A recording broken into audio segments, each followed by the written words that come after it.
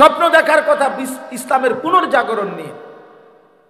Australia, আমাদের একজন ঘনিষ্ঠ পরিচিত মানুষ আছেন, দাওয়াত ও তাবলীগের কাজ করেন, উনি অস্ট্রেলিয়াতে থাকেন।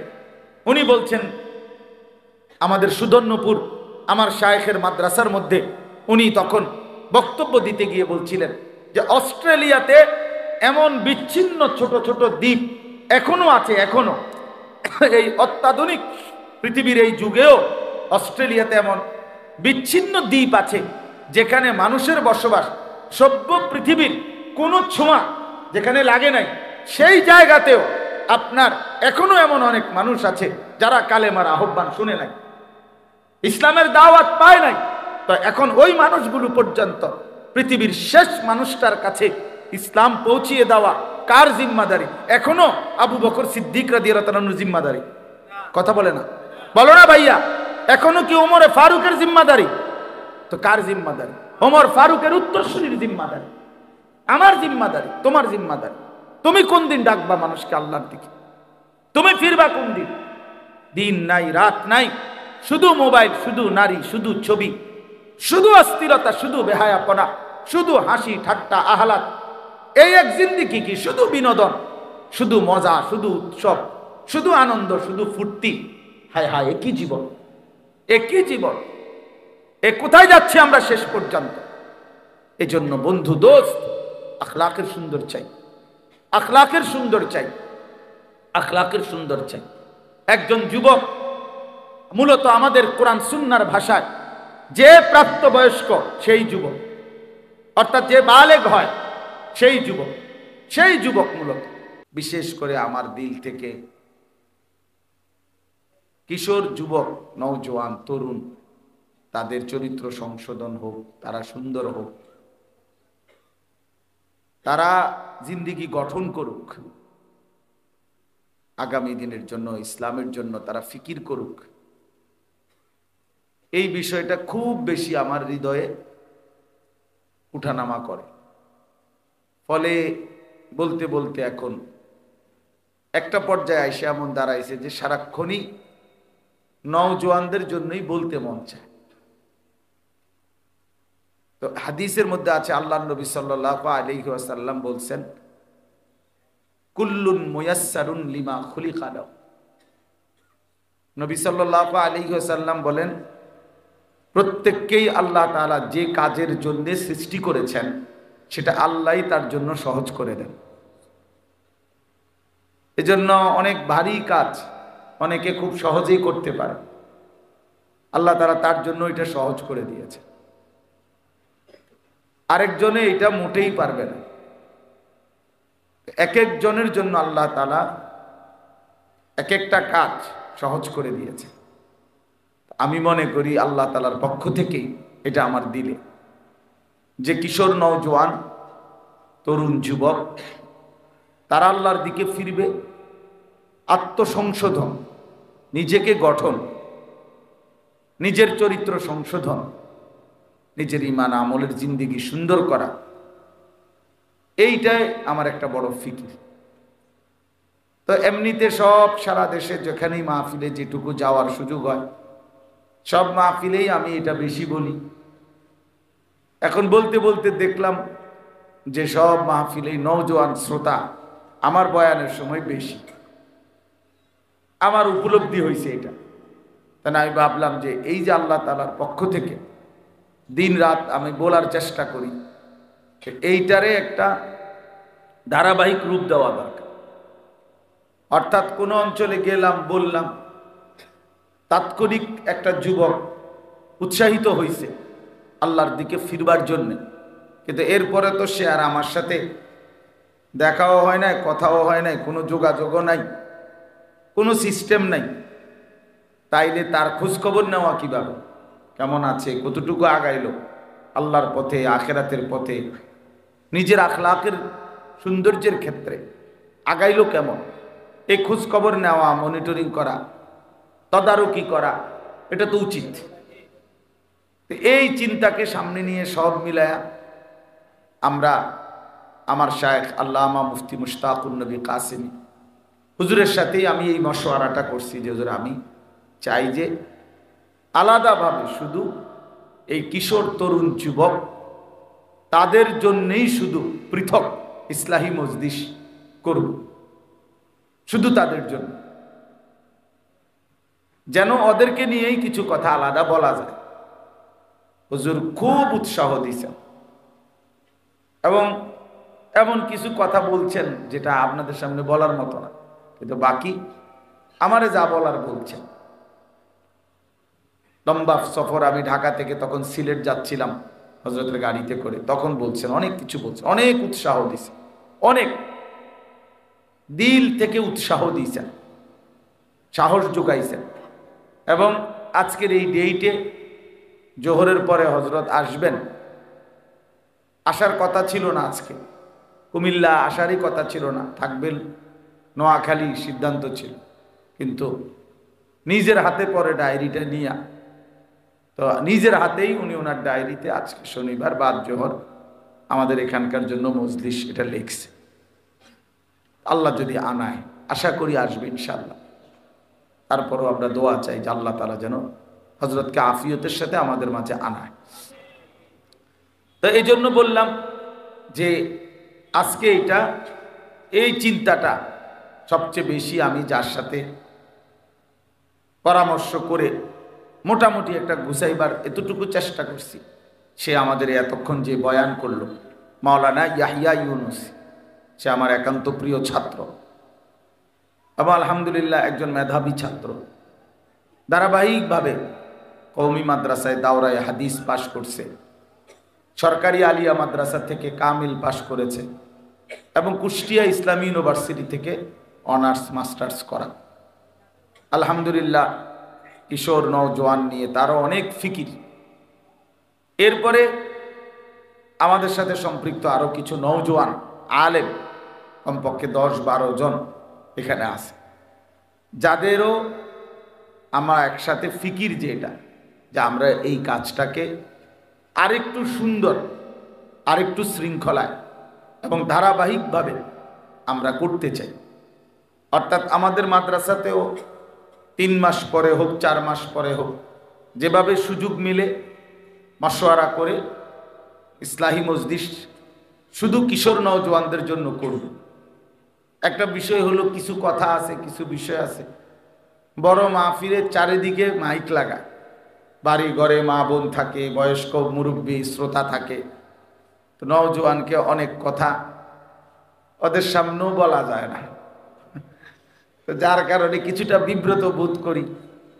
তো এই জন্য ভাবলাম যে শুধু নওজোয়ানের দুঃখ নওজোয়ানের কাছেই বলি, আলাদা। তো এই কারণে আলাদা আয়োজন, আলাদা ইন্তেজাম, আলাদা এই ফিকির। তো আমার দিলের তামান্না আল্লাহ তাআলাই করবেন, আল্লাহ চাইলেই হবে, আল্লাহ না চাইলে কিছুই হবে না। তো আল্লাহ তাআলা যদি করে, ইনশাআল্লাহ সারা বাংলাদেশে জেলা ভিত্তিক, উপজেলা ভিত্তিক, আমরা বিভিন্ন অঞ্চলেও ইনশাআল্লাহ কিশোর যুব ইসলাহি মজলিস করব ইনশাআল্লাহ। আল্লাহ তাআলা যেন তৌফিক দান করে। অর্থাৎ সবচেয়ে বড় বিষয় হলো, কোরআনুল কারীমের মধ্যে আল্লাহ তাআলা ইরশাদ করেছেন, ওয়ালাউলা ফাদলুল্লাহি আলাইকুম ওয়া রাহমাতুহু মা যাকা মিনকুম মিন আহাদিন আবাদা। প্রিয় ভাই, আমার অনুরোধ, মোবাইল নিয়ে ধরে রাখো না, মোবাইল হাতে হাতে ধরে রাখো না। নওজোয়ান ভাই, মোবাইল ধরে রাখো না, এমনি শোনো। তো মোবাইলে রেকর্ড করার দরকার নেই, মোবাইলে এরা রেকর্ড করতেছে, পরে দরকার হলে এদের থেকে শুনে দেখে নিই, কিন্তু এমনি শোনো।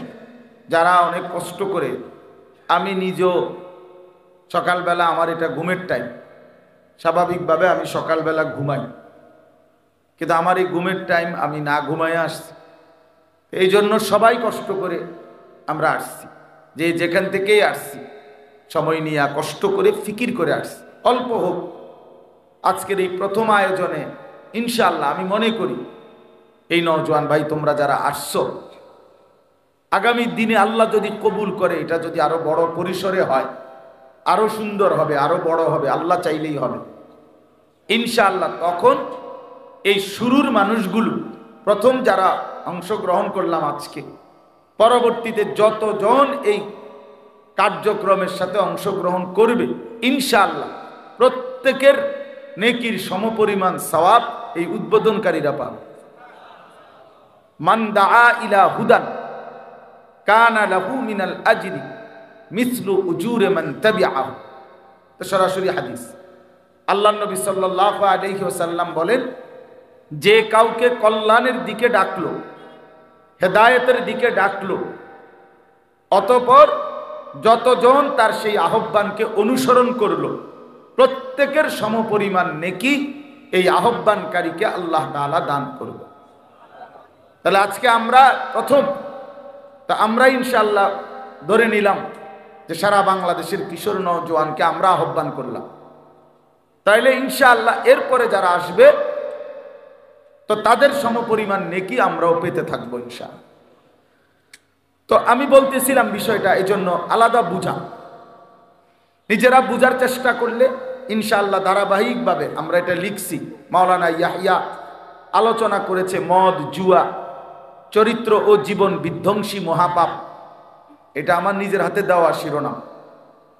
ইনশাআল্লাহ কিছুক্ষণ পরে 12টা থেকে আল্লামা মুফতি আমজাদ হুসাইন সাহেব, বাংলাদেশের একজন প্রখ্যাত আলেম, গবেষক, বিচক্ষণ, বিদগ্ধ একজন আলেমী দ্বীন, আমাদের কুমিল্লা মুরাদনগরের, তিনি ইনশাআল্লাহ বয়ান করবেন জৈবিক চাহিদা নিয়ন্ত্রণে রোজা কার্যকর মাধ্যম। রাসূলুল্লাহ সাল্লাল্লাহু আলাইহি ওয়াসাল্লাম বলছেন, যুবককে আলাদা বলছেন যে রোজা রাখতে, চরিত্র হেফাজতের জন্য, চরিত্র হেফাজতের জন্য। এবং নবীজি বলছেন ফা ইন্নাস সাওমা লাহু বিজাউন, নিশ্চয়ই রোজার মধ্যে রয়েছে তোমার যৌন চাহিদা নিয়ন্ত্রণের প্রতিষেধক। এটা অনেক বড় একটা প্রতিষেধক। এই বিষয়টার উপরে, রোজার বিষয়টা, যুবকের জৈবিক চাহিদা নিয়ন্ত্রণে কার্যকর একটি ভূমিকা, এটা নিয়ে ইনশাআল্লাহ উনি আলোচনা করবেন। হযরত মাওলানা মুফতি ইউসুফ বিন ইকবাল, বাংলাদেশের এখন বর্তমান সময়ের নওজোয়ান আলোচকদের মধ্যে একজন অন্যতম আলোচক, অনেক সুন্দর বয়ান করে সে মাওলানা, আলহামদুলিল্লাহ উনিও আসতেছেন, উনিও আলোচনা করবেন জিনা, ব্যভিচার ও হারাম সম্পর্কের ক্ষতিকর প্রভাব এই বিষয়ে। আমাদের কুমিল্লা ক্যান্টনমেন্টের দাওয়াত ও তাবলীগের আমাদের সাথী, আমাদের উলামায়ে কেরামের সাথে সম্পৃক্ত একজন দ্বীন দরদি ডাক্তার, শিশু বিশেষজ্ঞ ডাক্তার, ডাক্তার মিজানুর রহমান, উনি ইনশাআল্লাহ কিছুক্ষণ বয়ান করবেন জীবন গঠনে দাওয়াত ও তাবলীগের ভূমিকা। আমার শায়েখ আরিফ বিল্লাহ হাকিমুন নফস আল্লামা মুফতি মুশতাকুন নবী কাসিমি জোহরবাদ হুজুর ইনশাআল্লাহ বিরতির পরে বয়ান করবেন, ইসলাহি বয়ান, হজরতের মর্জি মতোই ইনশাআল্লাহ বয়ান করবেন। তো আপনাদের কাছে নওজোয়ান ভাই, বিশেষ করে তোমাদের কাছে আমাদের বিশেষ কথা হলো এটা, আল্লাহ তাআলা কুরআনুল কারীমের মধ্যে বলছেন ওয়ালাউলা ফাদলুল্লাহি আলাইকুম ওয়া রাহমাতুহু মা যাকা মিনকুম মিন আহাদিন আবাদা।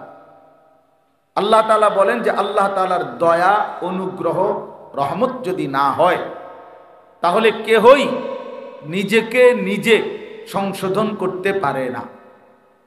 এই কথাটা হলো মূল কথা আমার। মা যাকা মিনকুম মিন আহাদিন আবাদা, আবাদান অর্থ হলো কখনোই না।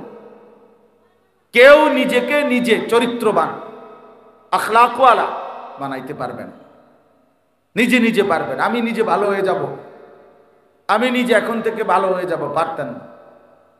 বরং আল্লাহ তাআলার দয়া, আল্লাহ তাআলার রহম, আল্লাহ তাআলার অনুগ্রহ যে বান্দার উপরে হয় সেই উত্তম আখলাকওয়ালা, সেই উত্তম চরিত্রবান হয়, সেই গুনাহ থেকে বাঁচবার হিম্মত পায়।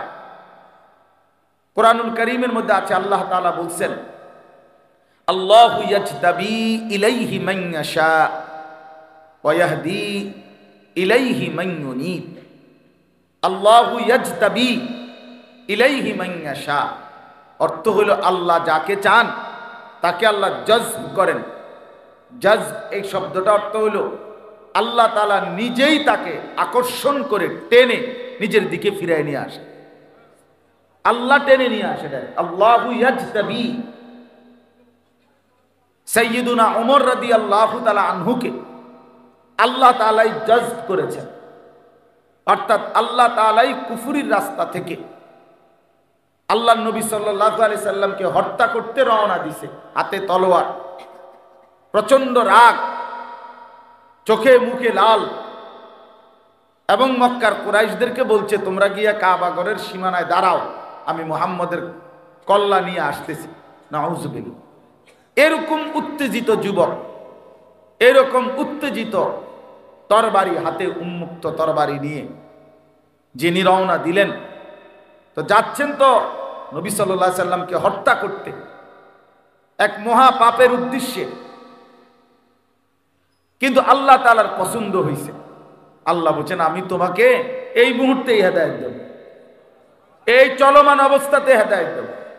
তো আল্লাহ তাআলা জজ্ব করে আল্লাহ যেন টেনে হযরত ওমর রাদিয়াল্লাহু তাআলা আনহুকে তৎক্ষণাৎ এই পথে, এই অবস্থাতে আল্লাহ তাআলা তাকে কালেমার দৌলত দিয়ে নবী সাল্লাল্লাহু আলাইহি ওয়াসাল্লামের কাছে যখন এনেছেন, লম্বা ঘটনা, মানে আমি শুধু বুঝাইতে চাচ্ছি যে যখন এনেছেন আল্লাহ নবী সাল্লাল্লাহু আলাইহি সাল্লাম এর সামনে সাহাবীরা যারা ছিল, কিতাবের মধ্যে আছে যে ওমর রাদিয়াল্লাহু তাআলা আনহুকে দেখেই সাহাবায়ে কেরাম দাঁড়ায় গেছে, প্রত্যেকেই তরবারি খাপের মধ্যে হাতে লাগাইছে, অর্থাৎ তারা বুঝছে ওমর এখন নবীজিকে আক্রমণ করবে, এজন্য ওনারাও দাঁড়ায় গেছে রেডি হয়ে। কিন্তু আল্লাহ নবী সাল্লাল্লাহু আলাইহি সাল্লাম বলছেন তোমরা থামো, আমি তার চেহারার মধ্যে ঈমানের নূর দেখতে পাচ্ছি, থামো, আসতে দাও তাকে। তো ওমর রাদিয়াল্লাহু তাআলা আনহু আসছেন, আল্লাহ নবী সাল্লাল্লাহু আলাইহি ওয়াসাল্লামের হাতে কালেমা পড়ছেন। ঠিক নবীজির হাতে যখন ওমর কালেমা পড়ছে, তখন মুসলমানের সংখ্যা পূর্ণ হয়েছে 40 জন, মানে এর আগ পর্যন্ত ছিল 39 জন। ওমরের মাধ্যমে 40তম সংখ্যাটা পূর্ণ হয়েছে। আল্লাহ তাআলা তখন কোরআনুল কারীমের আয়াত নাজিল করছেন জিবরাইলকে পাঠিয়ে, ইয়া আইয়ুহান নাবিয়্যু হাসবুকাল্লাহু ওয়া মানিত্তাবাআকা মিনাল মুমিনিন। বন্ধু আমার, নবী আমার, এখন থেকে নিয়ে আপনার জন্য আমি আল্লাহই যথেষ্ট, এবং এই পর্যন্ত যে কয়জন মুমিন হয়েছে এরাই আপনার সহযোগিতার জন্য যথেষ্ট। তার মানে ওমর মুসলমান হইছে, এইবার আপনি আপনার কালেমা, আপনার দাওয়াত প্রকাশ্যে উন্মুক্ত বলতে থাকেন। হযরত ওমর রাদিয়াল্লাহু তাআলা আনহু তখন এই বাকি 39 জন সাহাবী সহ আল্লাহ নবী সাল্লাল্লাহু আলাইহি ওয়াসাল্লামকে নিয়ে খানায়ে কাবার সামনে আইসা বলছে, ইয়া রাসূলুল্লাহ আপনি সেজদা করেন, আর ওনাদেরকে বলছে আপনারা সেজদা করেন আল্লাহর জন্য। আর ওমর রাদিয়াল্লাহু তাআলা একা তরবারি তুলে, মক্কার কুরাইশরা তো আগেই দাঁড়ায় আছে, তো তাদেরকে বলছে যদি কেউ তার মায়ের বুক খালি করতে চাও তা একটা কোপ দিয়ে ফালাই দেবা। আর কেউ হিম্মত করে না। হযরত জিবরাইল আলাইহিস সালাম আসছে, আয়েশা তখন বলছে ইয়া রাসূলুল্লাহ লাকাদ ইস্তাবশারা আহলুস সামাই বিইসলামি ওমর। ইয়া রাসূলুল্লাহ গোটা আসমানের সব ফেরেশতারা, 7 আসমানের কোটি কোটি ফেরেশতা এই মুহূর্তে আপনার ওমরের কালেমা শুনে, ইসলাম দেখে গোটা আসমানে ওনারা খুশিতে তাকবীর ধ্বনি দিয়েছে। গোটা আসমানবাসী ফেরেশতারা খুশিতে আনন্দে উদ্বেলিত হয়ে গেছে। তাইলে আল্লাহ তাআলা যাকে চায় আল্লাহু ইয়াজতাবি ইলাইহি মান ইয়াশা।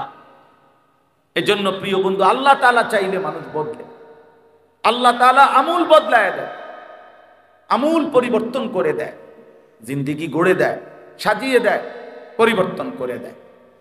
আবার আল্লাহ তাআলার আরেকটা নিয়ম ওই পরের অংশ আয়াতের, ওয়াহদি ইলাইহি মান ইউনিব। আল্লাহ তাআলা বলেন, এক তো হইল কাউকে কাউকে আল্লাহ ইচ্ছে করে একেবারে গুনাহ নাফরমানির অবস্থা থেকেই ইউটার্ন করে আল্লাহ তাকে ঈমানওয়ালা আমলওয়ালা বানায় দেয়। এটা আল্লাহর একটা বহুত বড় মেহেরবানি। আর আরেকটা হলো আল্লাহ তাআলা বলেন মাইয়ুনিব, যে আমি আল্লাহর দিকে ঝুঁকে আসে, আমি আল্লাহ সে আসে যেদ্দুর, তার চাইতে বেশি এগিয়ে আমি তাকে হেদায়েত দিয়ে দেব। এই হলো দ্বিতীয় তরফ। অর্থাৎ বান্দা যদি কিছুটা আগায়, আমি ভালো হতে চাই, আমি চরিত্রবান হতে চাই, আমি জীবনটা নষ্ট করতে চাই না, আমি আখিরাতকে পেতে চাই, আল্লাহ আমি আপনাকে চাই, এই একটু মানসিকতা তার ভিতরে আসছে। এখন সে সিদ্ধান্ত নিছে আল্লাহর রাস্তায় একটু আগাবে, ভালো হওয়ার একটু ফিকির করবে। তো আল্লাহ তাআলা বলেন এমন দিল থেকে বান্দার মধ্যে যদি আমি দেখি যে আসলেই সে আমি আল্লাহর দিকে ঝুঁকছে, বাস্তবিক অর্থে সে আমার দিকে আসতে চাচ্ছে, আল্লাহর কসম আল্লাহ বলে আমি তাকে তার চাইতে এগিয়ে হেদায়েত দিয়ে থাকি। তাহলে দুই তর্জ। এক হলো কাউকে আল্লাহ তাআলা চাইলে একদম পুরা ইউটার্ন করে মন্দ রাস্তা থেকে কল্যাণের পথে নিয়ে আসেন। আর কাউকে আল্লাহ তাআলা, বান্দা যদি একটু ঝুঁকে আগায়, তো আল্লাহ তাআলা তার চাইতে বেশি এগিয়ে তাকে হেদায়েত দিয়ে থাকে। হাদিসে কুদসিতে আছে আল্লাহ তাআলা বলেন ইয়াবনা আদম কুম ইলাইয়া আমশি ইলাইকা, হে বনি আদম তুমি আমার জন্য দাঁড়াও, আমি তোমার জন্য হাঁটবো। তুমি দাঁড়াইলে আমি আল্লাহ হাঁটবো। ওয়ামশি ইলাইয়া উহারবিলু ইলাইকা, আল্লাহ তাআলা বলেন যে হে আমার বান্দা তুমি আমার জন্য হাঁটো, আমি আল্লাহ তোমার জন্য দৌড়ব। মানে তুমি যে দূর আমি তার চাইতে বেশি, আমি তার চাইতে বেশি। তুমি 1 বিঘত আসবা, আমি 1 হাত আসবো। তুমি 1 হাত আসবা, আমি 2 হাত আসবো। তুমি হাঁটতে হাঁটতে আসবা, আমি আল্লাহ তাআলা তাইতুকা হারবালাতান, আমি আল্লাহ তাআলা তোমার দিকে রহমত নিয়ে মাগফিরাত নিয়ে দৌড়তে দৌড়তে আসবো। এই জন্য প্রিয় ভাই, আল্লাহ তাআলা চাইলে মানুষ পরিবর্তন হয়। ওয়ালাউলা ফাদলুল্লাহি আলাইকুম ওয়া রাহমাতুহু মা যাকা মিনকুম মিন আহাদিন আবাদা। আল্লাহর দয়া, আল্লাহর ফজল, অনুগ্রহ না হলে কেউ নিজেই নিজেকে পরিবর্তন করতে পারে না। ওয়ালাকিন্নাল্লাহা ইউযাক্কি মান ইয়াশা। এই আয়াতের দ্বিতীয় অংশ হলো আল্লাহ তাআলা বলেন যে আল্লাহই যাকে চান তিনি তাকে পরিশুদ্ধ করেন, পবিত্র করেন। তিনি তার জিন্দেগি, দিল, আত্মা, ভেতর বাহির আল্লাহই তাকে পুত পবিত্র সৌন্দর্যময় আল্লাহই করে দেন, আল্লাহই করে দেন, আল্লাহই করে দেন। ওয়ালাকিন্নাল্লাহা ইউযাক্কি মান ইয়াশা। আল্লাহ যাকে চান তাকে তিনি পবিত্র করেন। তাহলে এখানে একটা মৌলিক কথা এটা মনে রাখতে হবে যে কেউ যদি আমরা মনে করি, ছেলেরা তোমরাও যদি মনে করো আমি নিজে নিজে ভালো হয়ে যাব, হবে না। বরং কার দয়া লাগবে? আল্লাহ তাআলার দয়া লাগবে, আল্লাহ তাআলার রহম লাগবে, আল্লাহ তাআলার মেহেরবানি লাগবে। আর আল্লাহ নিজেই বলছেন আমি যাকে চাই তাকে আমি পবিত্র করে থাকি, তাকে আমি চরিত্রবান বানিয়ে থাকি, তাকে আমি উত্তম আখলাকওয়ালা বানিয়ে থাকি। আমি আল্লাহই তার দিল সুন্দর করে দেই। এখন আমি যেই প্রথম আয়াতটা পড়ছি খুতবার মধ্যে, সূরা আলে ইমরানের 164 নম্বর আয়াত, আল্লাহ তাআলা বলছেন এই যে আল্লাহ ফয়সালা নিছে, কথাটা খেয়াল করেন, আল্লাহ তাআলা যে ফয়সালা নিছে যে আমি পবিত্র করে থাকি, এখন সেই পবিত্র করাটা আল্লাহই করবেন। তো সেইটার জন্য আল্লাহ তাআলা কার্যকর যেই ব্যবস্থাটা রেখেছেন সেইটা হলো আল্লাহ তাআলা বলেন আমি আমার এই ঈমানদার বান্দাদের জন্য আমার সর্বশ্রেষ্ঠ রাসূল, আমার আখেরি বন্ধু, আমার প্রিয় নবী সাল্লাল্লাহু আলাইহি ওয়াসাল্লাম তাকে পাঠিয়েছি। লাকাদ মান্নাল্লাহু আলাল মুমিনিন, আল্লাহ তাআলা বলেন মুমিনদের উপরে আল্লাহ তাআলা সবচেয়ে বড় দয়া করেছেন। কি দয়া? এক ঈমানদারের উপরে, এক মুসলমানের উপরে। এই যে আমরা এখানে মুসলমান, আমরা ঈমানদার ভাই, আমাদের উপরে আল্লাহর সবচেয়ে বড় দয়া কি? জীবনের সবচেয়ে বড় পাওয়া আমাদের কি? আল্লাহ তাআলা বলেন মুমিনের জন্য জীবনে আমি আল্লাহর সবচেয়ে বড় দয়া হলো আমার আখিরি রাসূল, আমার কলিজার টুকরা, আমার সবচেয়ে প্রিয় বন্ধু, আমার হাবিব, আমার দোস্ত নবী মুহাম্মদ সাল্লাল্লাহু আলাইহি ওয়াসাল্লাম, তাদেরকেই আমি আমার এই ঈমানদার বান্দাদের জন্য দিয়ে দিলাম। এটাই হলো আমি আল্লাহর সবচেয়ে বড় দয়া। এটা দয়া, আল্লাহর সবচেয়ে বড় দান যে আমরা নবীকে পেলাম, আমরা প্রিয় নবী সাল্লাল্লাহু আলাইহি ওয়াসাল্লামকে পেলাম, শ্রেষ্ঠতম রাসূলকে পেলাম, এমন একজন নবীকে পেলাম যার সব কিছু সুন্দর, যার সব কিছু শ্রেষ্ঠ, তার সব সুন্দর, সব সুন্দর। তিনি হাসলেও সুন্দর, তিনি কাঁদলেও সুন্দর, তিনি কথা বললেও সুন্দর, তিনি চুপ থাকলেও সুন্দর, তিনি হাঁটলেও সুন্দর, তিনি স্থির দাঁড়িয়ে থাকলেও সুন্দর, তিনি সুন্দর, সবচেয়ে সুন্দর। ওয়া আহসানু মিনকা লাম তারা কাত্তু আইনি ওয়া আজমালু মিনকা লাম তালিদিন নিসাউ।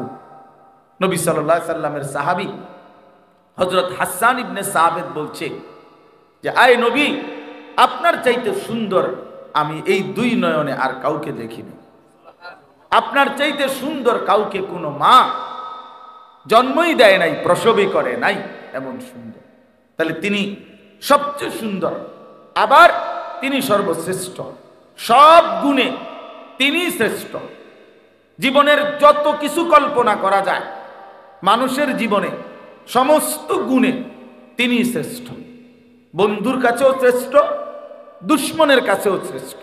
অর্থাৎ এই 1450 বছর ধরে আল্লাহ নবী সাল্লাল্লাহু আলাইহি ওয়াসাল্লামকে অসংখ্য অগণিত কোটি কোটি মুমিন নবীজির জীবন পরীক্ষা করছে, বিশ্লেষণ করছে, তাদের কাছেও নবীজি সর্বশ্রেষ্ঠ। আবার এই 1450 বছর ধরে কত কাফের, বেঈমান, মুশরিক, নাস্তিক, মুরতাদ, কত বিধর্মী, গবেষক, পণ্ডিত, দার্শনিক, বুদ্ধিজীবী কাফের তারা, কিন্তু তারা আমাদের নবী সাল্লাল্লাহু আলাইহি সাল্লামকে নিয়ে গবেষণা করেছে, তাদের কাছেও তিনি সর্বশ্রেষ্ঠ। এজন্য তিনি বন্ধুর কাছেও শ্রেষ্ঠ, দুশ্মনের কাছেও শ্রেষ্ঠ, আপনজনের কাছেও শ্রেষ্ঠ, পরের জনের কাছেও শ্রেষ্ঠ। তিনি সবার কাছেই তিনি সর্বশ্রেষ্ঠ। আল্লাহ তাআলা বলেন এই সর্বশ্রেষ্ঠ রাসূল আমি তোমাদেরকে দিলাম, এটাই হলো আমার সবচেয়ে বড় দয়া, সবচেয়ে বড় ইহসান। এখন কেন দিলাম? আল্লাহ তাআলা বলেন তিনটা উদ্দেশ্যে দিলাম। এক, ইয়াতলু আলাইহিম আয়াতিহি, আমার কালাম, আমার কোরআন তেলাওয়াত করবে, শোনাবে, শিখাবে। কোরআন তেলাওয়াত করবে, কোরআন শিখাবে, কোরআনের তেলাওয়াত উচ্চারণ করাবে, বিশুদ্ধ তেলাওয়াত করাবে। এইটা আমার রাসূলের মূল মাকসাদ। 2 নাম্বার, ওয়ায়ুযাক্কিহিম, এইটা বলার জন্য আমি বলছি। নবী সাল্লাল্লাহু আলাইহি সাল্লামের দ্বিতীয় দায়িত্ব, আল্লাহ তাআলা বলেন 23 বছরে আমি আমার রাসূলকে দিয়ে কি করলাম, কেন পাঠাইলাম? দ্বিতীয় জিম্মাদারি হলো ওয়ায়ুযাক্কিহিম, তিনি আমার বান্দাদের অন্তর পবিত্র করবেন, তাজকিয়া করবেন, ইসলাহ করবেন, সংশোধন করবেন। আমার বান্দাদের অন্তর থেকে সমস্ত মন্দ আখলাক, সমস্ত মন্দ স্বভাব দূরীভূত করে উত্তম স্বভাব দ্বারা সুসজ্জিত করে দিবেন, আখলাক দ্বারা সাজিয়ে দিবেন, জিন্দেগির দিলটা পরিশুদ্ধ করে দিবেন। এটা হলো তাজকিয়া। এটা নবী সাল্লাল্লাহু আলাইহি সাল্লামের 23 বছরের অন্যতম মিশন, দায়িত্ব। আর 3 নাম্বার হলো ওয়ায়ুআল্লিমুহুমুল কিতাবা ওয়াল হিকমা। আল্লাহ তাআলা বলেন তৃতীয় দায়িত্ব হলো, কেন আমি নবীকে দিলাম? তৃতীয় জিম্মাদারি হলো কোরআন এবং সুন্নাহর আলোকে আমার বান্দাদের পুরা জীবন তিনি হাতে কলমে শিখিয়ে দেবে, গঠন করে দিবে, জীবন গঠন করবে, এই উদ্দেশ্যে। তাহলে আমাদের প্রিয় নবী সাল্লাল্লাহু আলাইহি সাল্লাম এই পৃথিবীতে আসছেন 3টি মহৎ উদ্দেশ্যে। 1 নাম্বার, কোরআনুল কারীমের তেলাওয়াত উম্মতের সামনে পেশ করবেন, বিশুদ্ধ তেলাওয়াত উম্মতকে শিখাবেন, এই উদ্দেশ্যে। 2 নাম্বার, সমস্ত ঈমানদার উম্মতের অন্তরকে সমস্ত মন্দ স্বভাব থেকে দূর করে উত্তম স্বভাব দ্বারা সাজিয়ে দেবেন। 3 নাম্বার, কোরআন এবং সুন্নাহর আলোকে আল্লাহ তাআলার পছন্দ মাফিক জিন্দেগি হাতে কলমে প্র্যাকটিক্যাল তালিম শিখিয়ে দিবেন। প্রত্যেকটা জীবনের হাসি, কান্না, আনন্দ, বেদনা, রাত দিন, একাকী, প্রকাশ্য, ঘর সংসার, দেশ জাতি, রাষ্ট্র, রাজনীতি, একাকী জীবন, ব্যক্তিগত বিষয়, ওযু, ইস্তেঞ্জা, প্রস্রাব, পায়খানা, এরপরে স্বামী স্ত্রী, রাতের দিনের যাবতীয় বিষয়াদি, সকল বিষয়, একেবারে একটা সুই একটা সুতা, আল্লাহ নবী সাল্লাল্লাহু আলাইহি সাল্লাম শিখাইছেন যে এই গ্লাসের পানি, নবী সাল্লাল্লাহু আলাইহি সাল্লাম শিখিয়েছেন উম্মতকে যে তিনি 3 ঢোকে 3 নিঃশ্বাসে পানি পান করতেন। প্রতিটা নিঃশ্বাস গ্লাসের মধ্যে ফেলতেন না, নিঃশ্বাস বাহিরে ফেলতেন। লা ইয়াতানাফাসু ফিল ইনা, আল্লাহ নবী সাল্লাল্লাহু আলাইহি সাল্লাম পাত্রে, গ্লাসে, জগে, মগে নিঃশ্বাস ফেলতেন না এবং 3 নিঃশ্বাসে কমপক্ষে পানি পান করতেন। এরপরে আরো বেশি হইতে পারে, কিন্তু কমপক্ষে 3 নিঃশ্বাসে পান করতেন। তাহলে কি বোঝা গেল? বোঝা গেল আল্লাহ নবী সাল্লাল্লাহু আলাইহি সাল্লাম উম্মতের নিঃশ্বাসটা কেমনে ফেলবে এটাও ঠিক করে দিছে, এটাও ঠিক করে দিছে, নিঃশ্বাস পর্যন্ত ঠিক করে দিছেন।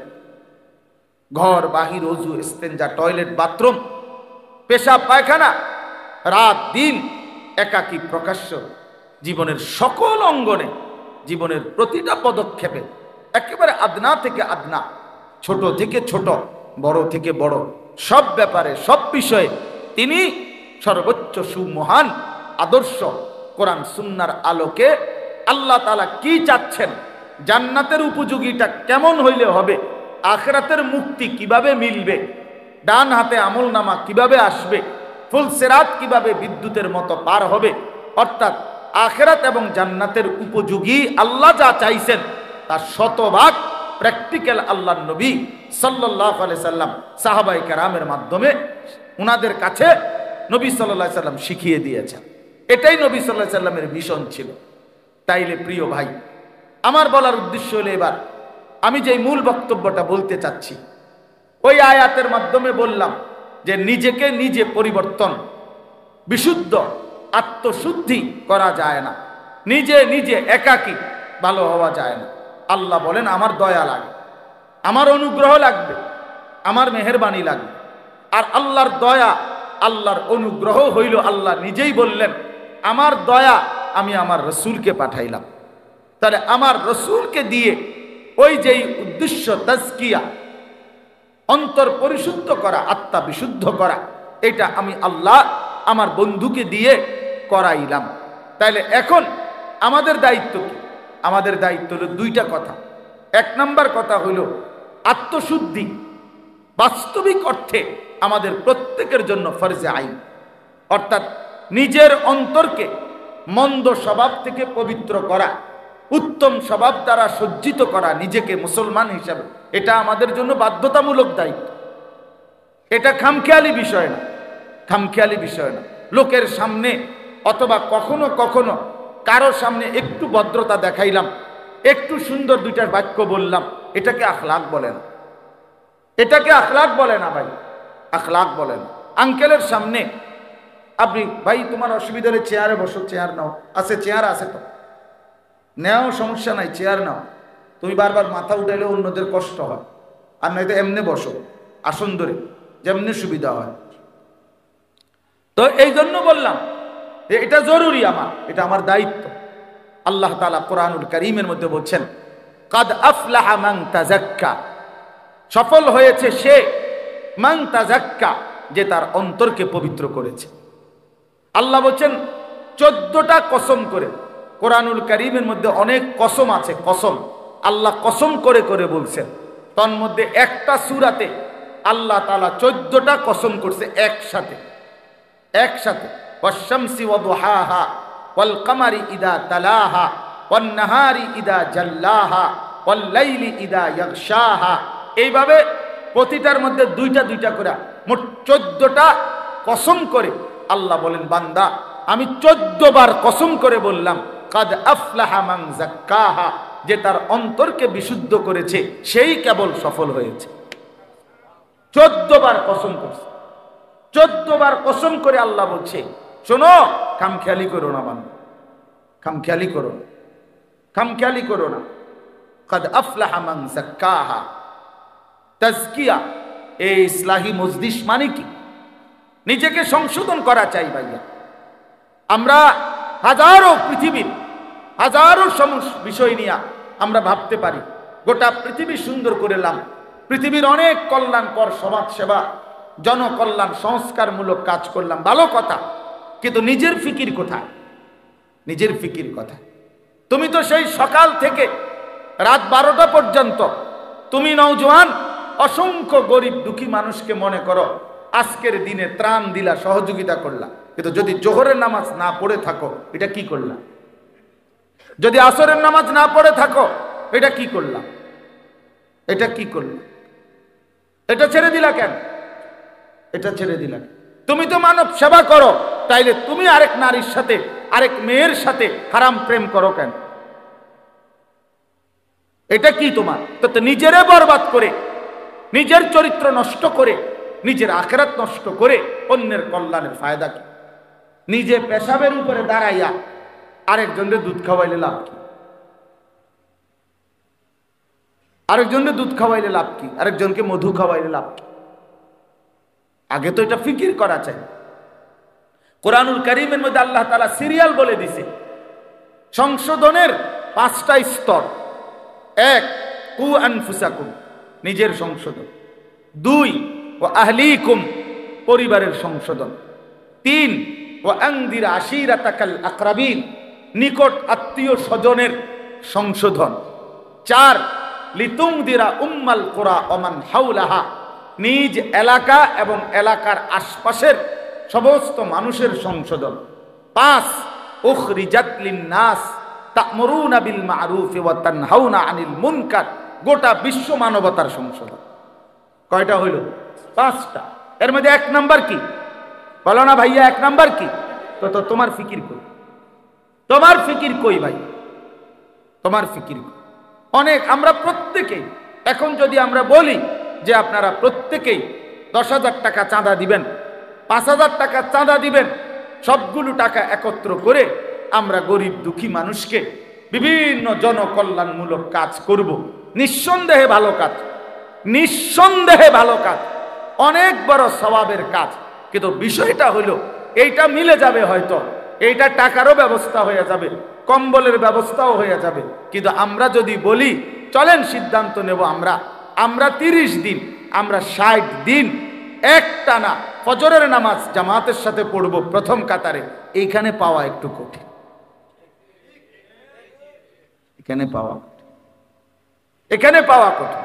আল্লাহর কসম, আমার কথা হলো এইটা, আমার এই মাকসাদ শুধু এইটা যে হ্যাঁ ভাইয়া, মানবের সেবা, মানুষের কল্যাণ, মানুষের উপকার অবশ্যই জরুরি, ভালো কাজ, কিন্তু নিজের সংশোধন আরো বেশি জরুরি, আরো বেশি জরুরি। আমি বদলাবো কোন দিন? আমার চরিত্র সুন্দর হবে কোন দিন? এই নওজোয়ান কিশোর বয়সে যদি 16 বছর, 18, 20 বছর বয়সে যদি একটা ছেলে এতটা চরিত্রহীন হয়ে যায়, 18 বছর বয়সে যদি নারী ছাড়া, নারীর ছবি ছাড়া, উলঙ্গ দৃশ্য দেখা ছাড়া তোমার একটা রাতও না কাটে, তো আগামীর ভবিষ্যৎ কি? আগামীর ভবিষ্যৎ মাত্র 18 বছর বয়সে তুমি এত উলঙ্গ ছবি দেখে ফেললা, মাত্র 18 বয়সে তুমি এত বড় জঘন্য পাপগুলো করে ফেললা। ছি ছি ছি ছি। আমি তো জানি 16 বছর 18 বছর বয়সের ছেলেদের সাথেও তো আমার কথা হয়, এত অল্প বয়সী ছেলেও জিনা এবং ব্যভিচার, নারীর সাথে অসভ্যতায় একেবারে ভাইসা গেছে, ডুবে গেছে। আফসোসের বিষয়। হায় হায়, কল্পনা করে কিভাবে, ভাবে কিভাবে, এটা কিভাবে সম্ভব হইতে পারে? এটা কিভাবে? মুসলমানের সন্তান এভাবে ভাইসা যাবে কেন? মুসলমানের সন্তান এভাবে চরিত্রহীন হবে কেন? এই জন্য দোস্ত, আমার মূল ফিকির এটা, আমার এই মজলিসের মাকসাদ এইটা, যে ধরে ধরে বারবার আমি আশা করি আমার 30 বছরে যদি, আমার 50 বছর, আমার পুরা হায়াতে যদি এক নওজোয়ানও বদলে যায়, তো আমার নাজাতের জন্য আশা করা যায় ওই একজনই যথেষ্ট। খালা আমি সংখ্যা দিয়ে করুম কি? আমার 10,000 ভক্ত জরুরি না ভাইয়া, 50,000 ভক্ত দিয়ে আমি করবোটা কি? 50,000 না, 50 লক্ষ মানুষ একত্রে স্লোগান দিয়ে আমারে যদি ক্যান্টনমেন্ট দিয়ে আসে, আর আল্লাহ তাআলা যদি বলে আনিস আমি নিলাম না তোমার, হ্যাঁ, তো কি হবে তখন? কি হবে তখন? এই পরিচিতি, এই সুখ্যাতি, এই সুনাম দিয়ে দোস্ত হবেটা কি? পৃথিবীবাসী তোমার চুল দেখলো, পৃথিবীবাসীকে তুমি ফেসবুকে প্যান্টের মডেল দেখাইলা, মোটর সাইকেলের মডেল দেখাইলা, আখলাক দেখাইবা কোন দিন? আখলাক দেখাও, আখলাক দেখাও, আখলাক দেখাও। মুসলমান আখলাক দেখাবে। এই পৃথিবীতে অসংখ্য, এই পৃথিবীর অসংখ্য অঞ্চলে মুসলমানের আখলাক দেখে লাখো মানুষ কালেমা পড়ে মুসলমান হয়েছে। হ্যাঁ, আজকে যেইটা ভারতের একটা প্রদেশ আছে কেরালা, যেটারে মালাবার বলতো আগে, এখন কেরালা প্রদেশ বলে, ইন্ডিয়ার একটা এলাকা। এইখানে মুসলিম ব্যবসায়ী উনাদের উত্তম আচরণের দ্বারা, উনাদের উত্তম আখলাকের দ্বারা ওই অঞ্চলের হিন্দুরা দলে দলে কালেমা পড়ে মুসলমান হয়েছে, এবং সেই মাধ্যমে এখন এখানে বৃহৎ জনগোষ্ঠী ওইখানে মুসলিম। আখলাক। সাইপ্রাস, সাইপ্রাস এশিয়া এবং আফ্রিকা নাকি না ইউরোপের সংযোগ একটা দেশ, একটা দ্বীপ ছোট সাইপ্রাস। এই সাইপ্রাসের মধ্যে সর্বপ্রথম মুসলিম ব্যবসায়ী কাফেলার আখলাক দেখে সর্বপ্রথম মানুষ ওই অঞ্চলে মুসলমান হয়েছে। শ্রীলঙ্কায়, যে ছোট্ট দেশ, এই শ্রীলঙ্কায় যে কয়জন মুসলমান হয়েছে তো মুসলিম ব্যবসায়ী কাফেলার আখলাক দেখে। সিন্ধু প্রদেশ, আমাদের এই ভারতীয় উপমহাদেশে সর্বপ্রথম যিনি কালেমার পতাকা উড়াইছেন, সিন্ধু প্রদেশে রাজা দাহিরের আমলে রাজা দাহিরকে পরাজিত করে মোহাম্মদ ইবনে কাসেম রহমতুল্লাহ আলাই মাত্র 18-20 বছর বয়সে আরব থেকে আইসা যিনি এই সিন্ধু বিজয় করে ইসলামের পতাকা উড়াইছেন, তো ওনার আসার প্রেক্ষাপট এবং ইসলাম বিজয়ের পুরা প্রেক্ষাপট মুসলিম একটি ব্যবসায়ী কাফেলার কারণ। আমার বন্ধু, আমার ভাই, আমার বলার উদ্দেশ্য এই কথাটা, মুসলমানের আখলাক দেখে, মুসলমানের আখলাক দেখে, নওজওয়ানের আখলাক দেখে মানুষ আল্লাহর দিকে ফিরবে। হাদিসের মধ্যে আছে, আল্লাহর নবী সাল্লাল্লাহু আলাইহি ওয়াসাল্লাম বলছেন, সাহাবায়ে কেরামের জন্য নবীজি দোয়া করতেন, আল্লাহুম্মা হদি বিহিম, আল্লাহুম্মা হদি বিহিম। এটা সাহাবীদের জন্য নবীজির দোয়া ছিল। মানে কি? মানে হলো আল্লাহর কাছে নবীজি বলতেন, আল্লাহ আমার সাহাবীদেরকে আপনি এমন বানায় দেন যেন কোরআন থেকে যেমন মানুষ হেদায়েত পায়, আমি রাসূলের সুন্নাহ থেকে যখন মানুষ যেমন হেদায়েত পায়, তো আমার সাহাবীদেরকে দেখেই যেন মানুষ হেদায়েত পেয়েছে। আল্লাহুম্মা হদি বিহিম মানে এদের দ্বারা হেদায়েত দেন, সাহাবাদের দ্বারা হেদায়েত দেন, ওদেরকে দেখেই যেন হেদায়েত পায়, ওদের আখলাক দেখেই যেন হেদায়েত পায়। जो ना थे खुद राह पर औरू के हादी बन गए, क्या नजर थी जिसने मर्दू को मसीहा कर दिया। আল্লামা ইকবাল বলছে নবীজিকে স্মরণ করে, হে নবী সাল্লাল্লাহু আলাইহি ওয়াসাল্লাম, হায় আপনি কি গঠন করলেন আপনার এই পবিত্র সাহাবাদেরকে। একদিন এরা পথহারা ছিল, একদিন এরা গুমরাহ ছিল। পৃথিবীর সমস্ত মন্দ কর্ম জাহিলি যুগে মক্কাবাসী করত, চুরি ডাকাতি, জিনা ব্যভিচার। ভাইয়া ওদিকে তাকায়ও না, ভাই এদিকে তাকাও। মদ জুয়া নারী, 24 ঘন্টা এই আরব, এই মক্কাবাসী গুনাহে লিপ্ত ছিল। আমরা বইতে পড়ছি, ইতিহাসের বইতে 3W আরবের স্বভাব ছিল। 3W, এক হলো ওয়ার মানে যুদ্ধ। 24 ঘন্টা জিন্দিগি তারা মারামারি করতো, ফিডাফিডি। এই জিন্দিগি ঘুম থেকে ওইটা মায়ের শোয়া পর্যন্ত মারামারি। 30 বছর, 40 বছর, 70 বছর একটা বিষয় নিয়ে এরকম যুদ্ধ করছে। উটের পানি খাওয়ানো নিয়া, ঘাস কাটা নিয়া, মানে সামান্য সুদানাতা নিয়ে এইভাবে যুদ্ধ করে গেছে। এই যুদ্ধ ছিল তাদের প্রতিদিনকার স্বভাব। 2 নাম্বার হলো ওমেন, নারী, নারী নিয়ে জীবন কাটাইত। জিনা ব্যভিচার, অসভ্যতা, নোংরামি, কোনো নারীর সামাজিক কোনো মূল্যই ছিল না নিজস্ব। আমি নিজে, আমার কাছে কিতাব আছে, বাংলায় অনুবাদ হয়েছে, মুসলিম উম্মার পতনে বিশ্বের কি ক্ষতি হলো। আমাদের হযরত মাওলানা আবু তাহির মিসবাহ সাহেব, আমার বাংলার শ্রেষ্ঠতম বুজুর্গ এবং বাংলাদেশের শ্রেষ্ঠ একজন ইসলামী সাহিত্যিক আদিব সাহেব হুজুরের লেখা অনুবাদ করা সৈয়দ আবুল হাসান আলী নদভী রহমতুল্লাহর কিতাব। ওইখানে আছে জাহিলি যুগে, এটা বলতেও লজ্জা, জাহিলি যুগের আখলাক ছিল আইয়ামে জাহিলিয়াতে যে 3 জিনিস সবার জন্য সমান অধিকার। 1 হলো আগুন, 2 হলো পানি, 3 হলো নারী। নারী সবার, নারীর আলাদা কোনো বিশেষত্ব নাই, আলাদা কোনো মর্যাদা নাই, যার মন চায় সে উপভোগ করবে। নাউজুবিল্লাহ। কি পরিমাণ চরিত্রহীনতা ছিল, কি পরিমাণ নোংরা ছিল। আমার কাছে বই আছে আন্দালুসের ইতিহাস, ডক্টর রাগেব সারজানির লিখিত 2 খণ্ডে বই। ওখানে স্পষ্ট আছে এক সময় জাহিলিয়াতের মানুষ এমন ছিল, এত জঘন্য ছিল, আপন ভাই বোন 2 জন একসাথে বকরি চড়াইতো, ছাগল চড়াইতো, 6 মাস পরে 1 বছর পরে নাউজুবিল্লাহ নাউজুবিল্লাহ আপন ভাই কর্তৃক আপন বোন গর্ভবতী হয়ে ঘরে ফিরত। এত অসভ্য ছিল, এত চরিত্রহীন ছিল এরা, পথ হারা ছিল। কি আল্লাহ চিনত না, আখলাক চিনত না, জিন্দেগির কিছুই চিনত না, কোন মনুষ্যত্ব বলতে ছিল না তাদের, কোনো আখলাক ছিল না। এই পরিমাণ চরিত্রহীনতা ছিল। নারী মানে নারী ছিল 24 ঘন্টার উপভোগের পণ্য। এ তো জাহিলিয়াতের আখলাক। আর 3 নাম্বার হলো ওয়াইন। ওয়াইন মানে মদ। ওয়াইন মানে কি? মদ। এই ওয়ার, ওমেন, ওয়াইন, তো কয়টা ডব্লিউ হইল? 3W। এই 3টা ডব্লিউ, অর্থাৎ এই ছিল তাদের যে মদ। মদ আরবি ভাষায় মদের যত আইটেম, মদের যত নাম পৃথিবীর কোনো ভাষায় নেই। মদ বুঝানোর জন্য আরবি ভাষায় শত শত নাম, শত শত নাম, শত শত নাম। মদের যত আইটেম জাহিলিয়াতে ছিল, আরবে ছিল, এখনো ইউরোপে এগুলা নাই, এত বেশি ছিল।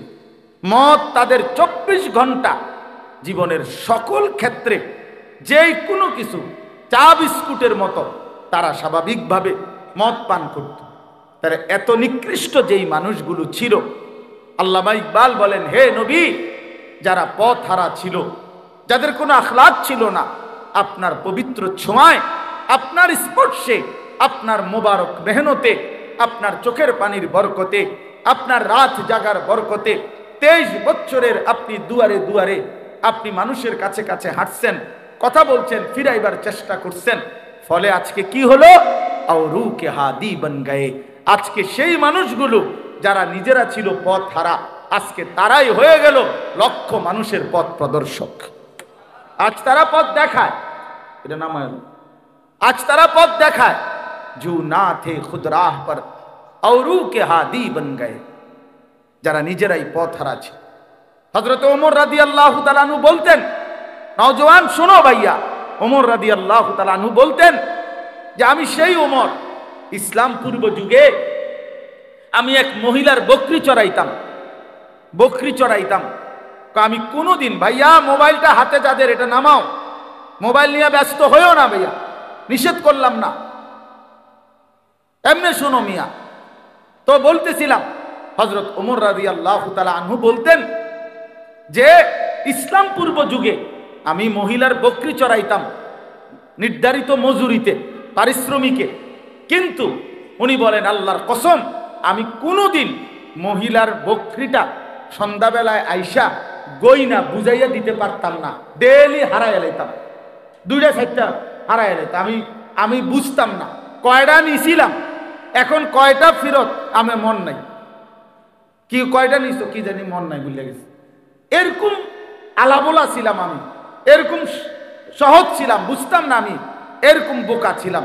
কিন্তু আজ ইসলাম কোরআনের বরকতে, আল্লাহর নবী সাল্লাল্লাহু আলাইহি সাল্লামের বরকতে, যেই ওমর 50টা 100টা ছাগল গুছাইয়া রাখতে পারতাম না, আজ সেই ওমর আধা জাহানে বাদশাহী করে। ইসলাম আমাকে কোথায় পৌঁছায় দিছে, কোরআন আমাকে কোথায় পৌঁছায় দিছে, রাসূলুল্লাহ সাল্লাল্লাহু আলাইহি সাল্লামের সাহচর্য আমাকে কোথায় পৌঁছায়। এজন্য প্রিয় ভাই আমার, এই বই অনেক সুন্দর বই, ডক্টর রাগিব সারজানি, শোনো হে যুবক, এই অসাধারণ বই।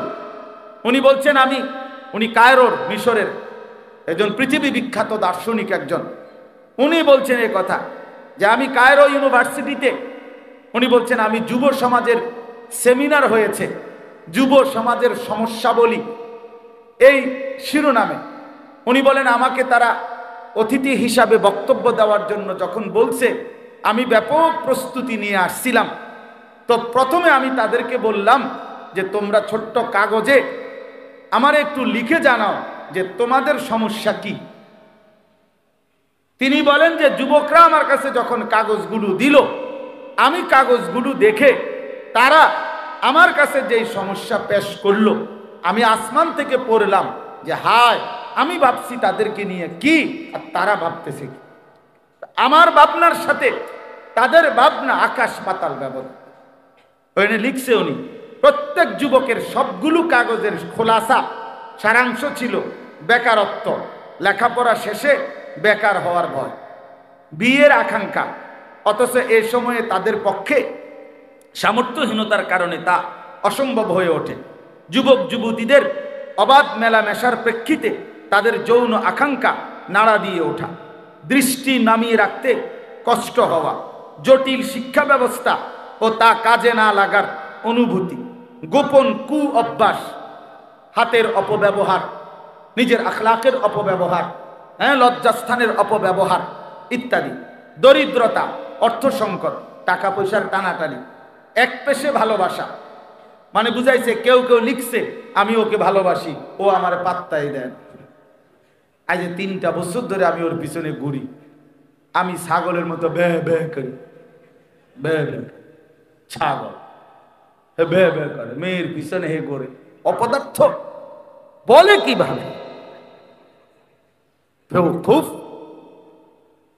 তো মাদক দ্রব্যের সয়লাভ, নেশা, ধূমপান। এরপরে একজনের সমস্যা ছিল সে মুঠোফোন মানে মোবাইল কিনতে চায়, বাবা দিচ্ছে না। মানে হযরত বলেন যে এই জাতীয় বিষয়গুলো ছেলেরা তাদের সমস্যা তুলে ধরছে। আর তিনি বলেন আমি ভাবতেছিলাম যা তাদের সাথে আলাপ করব, কথাটা খেয়াল করেন, যুবকদের সাথে। উনি বলেন আমি ভাবতেছিলাম যুবকদের সাথে আলোচনা করব যে এই বিষয় নিয়ে। তারা মুসলিম যুব সমাজ, কায়রো বিশ্ববিদ্যালয়ে। আমি ভাবতেছিলাম তাদের সাথে আলাপ করব এই বিষয়গুলো কি, যে আজ অধিকাংশ মুসলিম দেশে শরিয়া আইন বাস্তবায়ন না হওয়া, মানব রচিত আইন ও নীতিমালার প্রতি আস্থাশীল হওয়া এবং কোরআন সুন্নাহ বিমুখ হওয়া, এই ব্যাপারে আমাদের নওজোয়ানদের কি কর্মসূচি হওয়া উচিত। আমি ভাবছিলাম এটা বলবো। 2, অনেক মুসলিম ভূখণ্ড অমুসলিম শক্তি কর্তৃক বেদখল হয়ে যাওয়া, যেমন বিশেষত ফিলিস্তিন, ইরাক, কাশ্মীর, চেচনিয়া, আফগানিস্তান। এসব ভূখণ্ডে মুসলমানরা অন্যায়, অবিচার, জুলুম, হত্যা, নির্মম অত্যাচারের শিকার। আফগানিস্তানের নাম লেখছে ওই সময়, এখন তো আলহামদুলিল্লাহ ইসলামী খেলাফত। মিডিয়া কর্তৃক ইসলামকে লক্ষ্য করে সাঁড়াশি আক্রমণ, প্রকাশ্যে রসুলুল্লাহ সাল্লাল্লাহু আলাইহি ওয়াসাল্লাম, বিশিষ্ট সাহাবায়ে কেরাম, আলেম উলামাকে গালিগালাজ ও সমালোচনা করা হয়। প্রিন্ট ও ইলেকট্রনিক মিডিয়া তথা দৈনিক পত্র পত্রিকা, রেডিও, টেলিভিশন ও ইন্টারনেটে এই সমস্ত অশুভ কর্মের মহড়া আজ খুব স্বাভাবিক বিষয় হয়ে দাঁড়িয়েছে। এক্ষেত্রে আমরা কি করতে পারি? অর্থাৎ অধিকাংশ মুসলিম দেশ আজ অপরিশুদ্ধ ঋণে জর্জরিত। বাধ্যত এই ঋণ থেকে বেরিয়ে আসা তাদের পক্ষে প্রায় অসম্ভব। প্রশাসনিক দুর্নীতি, স্বচ্ছতার অভাব, সুদ, ঘুষ, চুরি, ডাকাতি, ছিনতাই, রাহাজানি, জালিয়াতি, আত্মসাৎ, মিথ্যা অপবাদ, এই সমস্ত অনৈতিক কার্যাবলী মুসলিম বিশ্বের বহু দেশকে সভ্য উন্নত দেশের তালিকার একেবারে নিচের দিকে ঠাঁই দিয়েছে। এক্ষেত্রে আমাদের পদক্ষেপ কি হইতে পারে? জ্ঞান বিজ্ঞানে পিছিয়ে পড়া, কারিগরি ও সৃজনশীল শিক্ষা ঘাটতি, বিশ্বের বহু অঞ্চলে ইসলামের দাওয়াত না পৌঁছা, মানব জাতির একটা বৃহৎ অংশ এখনো ইসলামের বাণী শুনেনি, অথবা শুনে থাকলেও মিথ্যা কিংবা বিকৃত বাণী শুনেছে। অথচ মুসলিম উম্মার জন্য ফরজ ভূপৃষ্ঠের প্রত্যেক ব্যক্তির কাছে ইসলামের দাওয়াত পৌঁছানো। এরম অনেকগুলো লিখছে। উনি বলেন আমি ভাবতেছিলাম এসব বিষয় নিয়ে সারা পৃথিবীব্যাপী আলমী চিন্তা ফিকির নিয়ে আমি যুব সমাজের সাথে আলোচনা করব, আর এরা আমার কাছ থেকে সমাধান চায়। তার বাবা যে মোবাইল কিনে দিচ্ছে না, এটার সমাধান কি? তারা আমার কাছে জানতে চায় মেয়েটা যে আজকে 3 বছর ধরে তারে প্রেমের অফার দিচ্ছি, এখন সে যে আমার প্রেম প্রত্যাখ্যান করতেছে, এই জন্য তাবিজটা কি? বুঝেন নাই কথাটা? এই হলো, তিনি বলেন যে যুবক তার সমস্যা জানতে চাইছে, আমার কাছে বলছে এটা সমাধান চাচ্ছে, এগুলা মোবাইলের সমস্যা, তার নারীর প্রেমের বিষয়। আর আমি ভাবতেছিলাম তাদেরকে নিয়ে গোটা পৃথিবীব্যাপী ইসলামের পুনর্জাগরণের স্বপ্ন। তা আমি কোথায়, তারা কোথায়? তারা কোথায়? আমাদের জেনারেশন কোথায়? এই জন্য বাপ, এই জন্য বন্ধু, এই জন্য দোস্ত, আমরা আত্মসংশোধন, নিজেকে গঠন, নিজের ঈমান, নিজের আখলাক, নিজের চরিত্র, নিজের জিন্দেগি যদি গঠন না করি দোস্ত, আগামী পৃথিবীতে ইসলামের বিজয় কিভাবে হবে? কিভাবে হবে?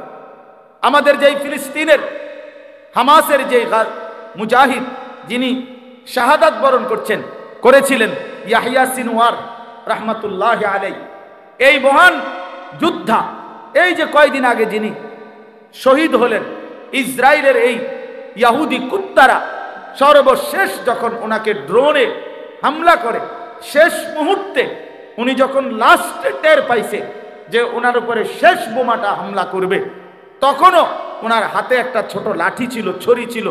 এই লাঠিটা জানে উনি কিছুই হবে না এটা দিয়া, কিন্তু তারপরও শেষ হাতের লাঠিটা তাদের দিকে ছুঁড়ে মারছিল, বলছিল যা বেটা জান দিলাম, তবুও তোদেরকে প্রত্যাখ্যান করলাম। কলিজার শেষ রক্ত দিয়েও, কলিজার শেষ রক্ত দিছে, কিন্তু ইসলামের উপরে মজবুত ছিল, দ্বীনের উপরে মজবুত ছিল, দ্বীনের উপরে। কিছুদিন আগে যখন গাজাতে এক হসপিটালের মধ্যে ইসরায়েলের বোমা হামলা হয়, তখন ওই হসপিটালের শেষ মুহূর্ত পর্যন্ত একজন ডাক্তার সাহেব, উনি হসপিটালের রোগীদের, আহতদের চিকিৎসা করতেছিল, কিন্তু ওই অবস্থায় ওনার গায়ে যখন বোম পড়ছে, এবার উনি শহীদ হয়ে গেছে। এই শহীদ হওয়ার পূর্ব মুহূর্তে হসপিটালের সাদা যেই ব্ল্যাকবোর্ড, সাদা বোর্ড, হোয়াইট বোর্ড, এই হোয়াইট বোর্ডের মধ্যে উনি শেষ লিখে গেছে, আগামী প্রজন্ম আমাদের মনে রেখো, আমরা শেষ পর্যন্ত চেষ্টা করছি। এই কথা লিখে উনি মরে গেছে, শহীদ হয়ে গেছে। ফিলিস্তিনের যিনি বক্তব্য দিছিলেন, ফিলিস্তিনের প্রতিনিধি, এই কথা বলতে গিয়ে তিনি গোটা বিশ্বের সামনে, বিশ্ব মোড়লদের সামনে চোখের পানি ফেলে কাঁদছিলেন জাতিসংঘের অধিবেশন। কিন্তু তার হিম্মতটা কি? ডাক্তার লিখে গেছে যে আমাদের মনে রেখো, মানে উনি বলছেন, আরো লম্বা লাইন আছে, উনি বলছেন আমার বিশ্বাস আমার মাটি আজাদ হবে, আমার ভূমি মুক্ত হবেই। তো তোমরা যেদিন মুক্ত করবা, যেই প্রজন্ম, তোমরা আমাদেরকে মনে রেখো যে আমরা শেষ মুহূর্ত পর্যন্ত আমরা মাতৃভূমির সংরক্ষণের জন্য চেষ্টা করেছি। তাইলে বিষয়টার বাস্তবতা কি? আজকে আমরা স্বপ্ন দেখার কথা সারা পৃথিবী নিয়ে, স্বপ্ন দেখার কথা ইসলামের পুনর্জাগরণ নিয়ে। অস্ট্রেলিয়া, আমাদের একজন ঘনিষ্ঠ পরিচিত মানুষ আছেন, দাওয়াত ও তাবলীগের কাজ করেন, উনি অস্ট্রেলিয়াতে থাকেন। উনি বলছেন আমাদের সুদর্ণপুর আমার শায়েখের মাদ্রাসার মধ্যে উনি তখন বক্তব্য দিতে গিয়ে বলছিলেন যে অস্ট্রেলিয়াতে এমন বিচ্ছিন্ন ছোট ছোট দ্বীপ এখনো আছে, এখনো এই অত্যাধুনিক পৃথিবীর এই যুগেও অস্ট্রেলিয়াতে এমন বিচ্ছিন্ন দ্বীপ আছে যেখানে মানুষের বসবাস সভ্য পৃথিবীর কোনো ছোঁয়া যেখানে লাগে নাই, সেই জায়গাতেও আপনার এখনো এমন অনেক মানুষ আছে যারা কালেমার আহ্বান শুনে নাই, ইসলামের দাওয়াত পায় নাই। তো এখন ওই মানুষগুলো পর্যন্ত, পৃথিবীর শেষ মানুষটার কাছে ইসলাম পৌঁছিয়ে দেওয়া কার জিম্মাদারি? এখনো আবু বকর সিদ্দিক রাদিয়াল্লাহু তাআলার জিম্মাদারি। কথা বলে না, বলো না ভাইয়া, এখনো কি ওমরে ফারুকের জিম্মাদারি? তো কার জিম্মাদারি? ওমর ফারুকের উত্তরসূরির জিম্মাদারি, আমার জিম্মাদারি, তোমার জিম্মাদারি। তুমি কোন দিন ডাকবা মানুষকে আল্লাহর দিকে? তুমি ফিরবা কোন দিন? দিন নাই, রাত নাই, শুধু মোবাইল, শুধু নারী, শুধু ছবি, শুধু অস্থিরতা, শুধু বেহায়াপনা, শুধু হাসি ঠাট্টা আহ্লাদ। এই এক জিন্দেগি কি? শুধু বিনোদন, শুধু মজা, শুধু উৎসব, শুধু আনন্দ, শুধু ফুর্তি। হায় হায়, একই জীবন, একই জীবন। এ কোথায় যাচ্ছে আমরা শেষ পর্যন্ত? এজন্য বন্ধু, দোস্ত, আখলাকের সুন্দর চাই, আখলাকের সুন্দর চাই, আখলাকের সুন্দর চাই। একজন যুবক মূলত আমাদের কোরআন সুন্নাহর ভাষায় যে প্রাপ্তবয়স্ক সেই যুবক, অর্থাৎ যে বালেগ হয় সেই যুবক, সেই যুবক মূলত, অর্থাৎ একটা মেয়ে 13 থেকে 14 এই 1 বছরের ভিতরে সাবালিক। মাদ্রাসায় আশরাফুল উলুম ময়নামতি বুড়িচং কুমিল্লা এর উদ্যোগে আজকের এই কিশোর যুব ইসলাহি মজলিসে আল্লাহ তাআলাই আমাদেরকে আসবার বসবার আল্লাহর জন্যই জমা হওয়ার তৌফিক দান করেছেন। এজন্য আমরা সকলেই বলি আলহামদুলিল্লাহ। মূলত প্রতি মাসের দ্বিতীয় শনিবার আমাদের এই মাদ্রাসায় আজকে প্রায় 3 বছর যাবত ধারাবাহিক ইসলাহি মজলিস সকাল 10টা থেকে জোহরের আগ পর্যন্ত মহিলাদের জন্য, মা বোনদের জন্য বয়ান হয়, আর আসর থেকে এশা পুরুষদের জন্য বয়ান হয়। এই ধারাবাহিকতায় অনেকদিন ধরেই চলতেছে। আজকেও দ্বিতীয় শনিবার, এই মাসের দ্বিতীয় শনিবার একটু কাছায় গেছে। এই মাসে 1 ফেব্রুয়ারি ছিল শনিবার, যার কারণে দ্বিতীয় শনিবার প্রথম শনিবারের মতো মনে হয়, মাত্র 8 দিন, খুব কাছাকাছি। আমার শায়েখ আরিফ বিল্লাহ হাকিমুন নফস আল্লামা মুফতি মুশতাকুন নবী কাসিমি হযরত দামাত বারাকাতুহুম, তার পরামর্শেই মূলত আমাদের এই ইসলাহি মজলিস চলে।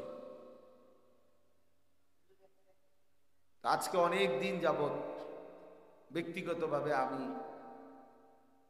আল্লাহর কথা বলা, আল্লাহ তাআলার দয়ায় যেটুকু তৌফিক আমার হয়েছে সেটা 2005 সাল থেকে,